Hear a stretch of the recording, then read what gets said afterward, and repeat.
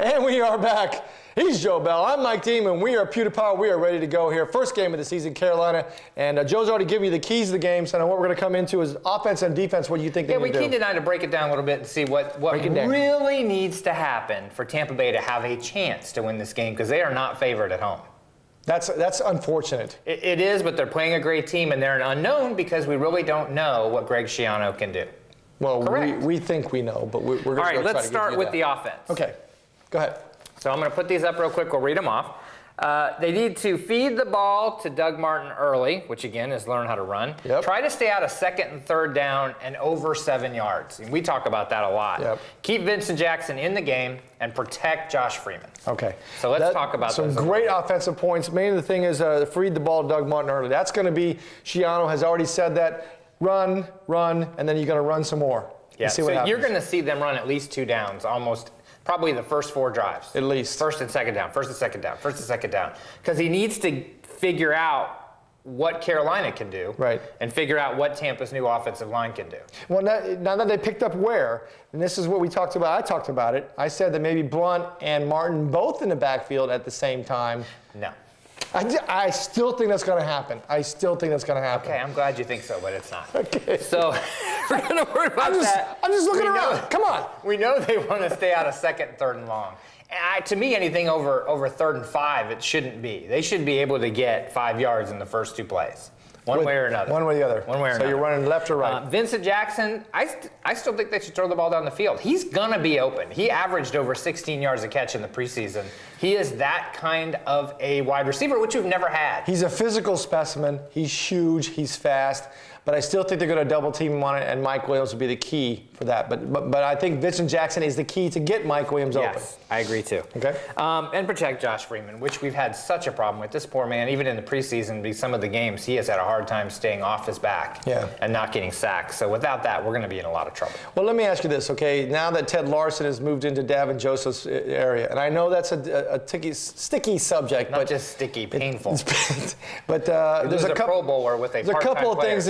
Is Dotson going to take over if Youngblood gets one mistake? Is Dotson going to be in there? I don't think he'll jerk him that fast, but if there's a couple, I think he will. And that line being had a continuity on it, Josh Freeman needs that protection from that line to make sure he's going to be successful. Ted Larson's a huge part of what's going to happen in this first game, because they are going to do everything they can to get around him. Yes. They're going to double team him. They're going to do everything they can. So Carl Nix is going to have a hard time over on that same side trying to protect as much as he can, as well as run block. Right. All right, let's go up on defense now and see what defense. Talk about that.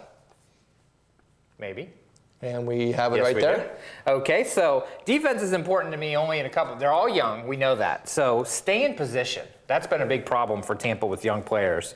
Pressure, blitz when you have to. It's going to be necessary at some point during this game if they don't get pressure early.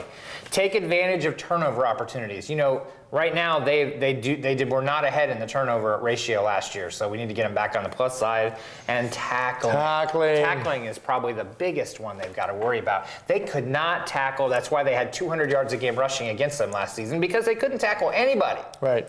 Well, last year, you remember, McCoy was out when they played against Carolina, so McCoy's back in there. Now, we don't have Price and we don't have Okoye, but we have, Levante David, linebacker, and Mason Foster back there. So I think that's going to be the 2 keys for them. Somebody's going to be spying Cam Newton, and there's got to be some situations that they're going to have to make those tackles 5 yards down the line. What was happening last time was that there was no tackles from their linebacker position, and it was 10 to 12 yards. Exactly. And safeties had to make the tackle. So now the plus we have is Rondé Barber is playing safety, and he kind of gets closer to the line of scrimmage, so he'll be a good rushing safety. Right. And he'll be able to get in there and do some run blitzes and hopefully slow them down a little bit, I think. I think Schiano said that, he's going to play this defense fast and furious. It's going to be a lot of, like you said, a lot of movement off of it, a lot of attacking defense versus a sit back and watch defense. So I think that you're right. The blitzes are going to come into play. It's when they bring them up. When Bill Sheridan, who is the defensive coordinator, dials it up, he needs to dial it up at the right time, or else Cam Newton will eat you alive. And speaking of Cam Newton, this is the guy right here. If you can bring Cam Newton up, I want everybody to know this is the guy that we have to focus on defensively. Yeah, this is the man. So I want everybody in our viewing audience to make sure that they know who he is. He'll have a helmet on. And he's number 1. It says number 1 on there. He'll have a helmet on. So you may not see his face, but you may see his eyes, maybe his nose. All right. All right, so the key for this game for Tampa, to me too, is that Carolina doesn't know Greg Schiano. They've had to go back and look at Rutgers games to figure out what kind of decisions he'll make based on what situation he's in. Right. They have no NFL experience from him of ever running an offense or a defense. So they're going to find out probably during halfway through the game. So for them, if Tampa has a great first half, they're going to have to find a way to adjust to Greg Schiano really quickly. And Schiano, you know, he's been talked to a bunch of times about halftime, but he says, really, it's not a big game plan changer at halftime. It's time to sit down, take a break, and go over a couple minor things, but our game plan is going to stay the same. If you do everything in the front end, it comes out in the back end. Exactly. That goes for everything in life. Everything you do in the front end will come out the back end correctly. Just saying. So if you're good at number 1, number 2's all right. There you go. Okay. You were trying to say that nicely. I was trying to say that nicely. But, you know, that's where we're at with this game. It's going to be interesting to see on 3rd and 12 what he does. Okay. On 4th and 1 at the 35 or 40. What decision does he make? Does he try and kick a 55-yard field goal, or does he go for the first down? Or does he punt, for field position? Those so it'll be interesting to see and they have no idea. At Rutgers, he was almost to the plan to a fault. He would stay to a plan no matter what. He would not make any adjustments. Right. So now they need to see if he's grown from that, or whether he's going to stay real steady to what he did at Rutgers.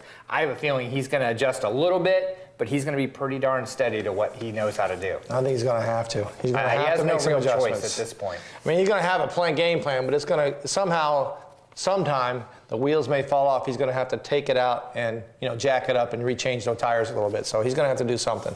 All right, when we come back, we got good stuff. Oh yeah, we're going to talk about NFL officiating first. Just for a minute. Just for a little bit, because you want to bring something about fantasy football. You want to bring up lingerie leagues? That's what you're talking about? No. And I want to bring up fantasy football. I want to bring up our Bonehead, because it is a good one. It's amazing, but it was a great move by Tampa Bay, actually, and the Bonehead ended up being on another team. Right now, the Tampa Bay has made a lot of great moves. We'll see if they pan out for this season.